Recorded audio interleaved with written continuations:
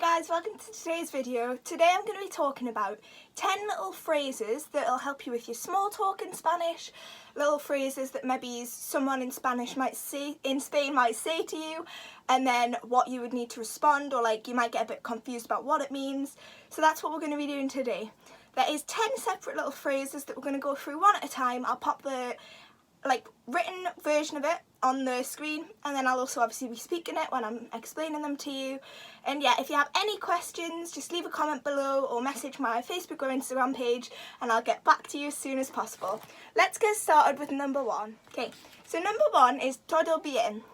A Spanish person might ask you this when you're in a restaurant, for example. Todo bien means, is everything good? Is it okay? So if you just got, say, a food dish, it's like someone coming around and saying, oh, how's your meal today?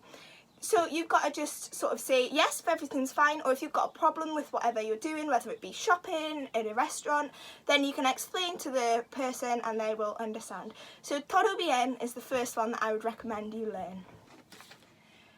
Phrase number two is más o menos. Más o menos means more or less.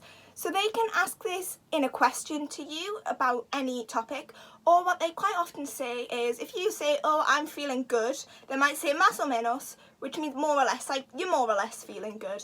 So I think that's a really important one to learn as well, because say you're at a market, they might say, oh, there's 20 kilograms of whatever, more or less. So it just means that you're understanding a bit better what they're saying. Okay. Word number three is algo más. Algo más means something more. So that's the direct translation. What it really means is, do you want anything else? Is there anything else I can get you for you? Anything else I can help you with?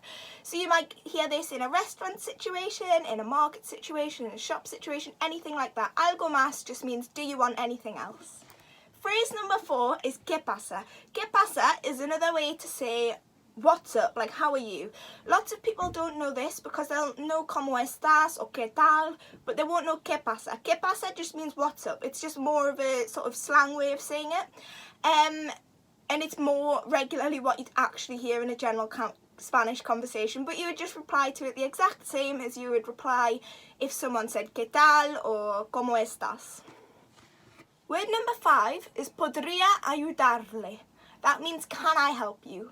Which obviously doesn't need any explanation, but just try and learn this one. It's really, really useful to have. Word number six is ¿qué significa? ¿Qué significa is what does a blank word mean? So if I said ¿qué significa sol in English? That means what does sun mean in English? But they can also ask you things for like, what are you talking about? What do you mean? So ¿qué significa is a really important one to know, because then you'll understand whether they don't understand you, and then you'll be able to explain it a bit better to them. Number seven is entiende o comprehende. It's do you understand? So a Spanish person might say entiende, and then you can respond whether you understand. If you don't understand, it gives you a good opportunity to be able to explain what you're talking about, or to ask the person to explain what they're talking about a little bit better, so that you can get a little bit more clarity and understand what they're actually saying. Word number eight is claro. Claro means of course. The reason this is in the list is every Spanish person will use this all the time.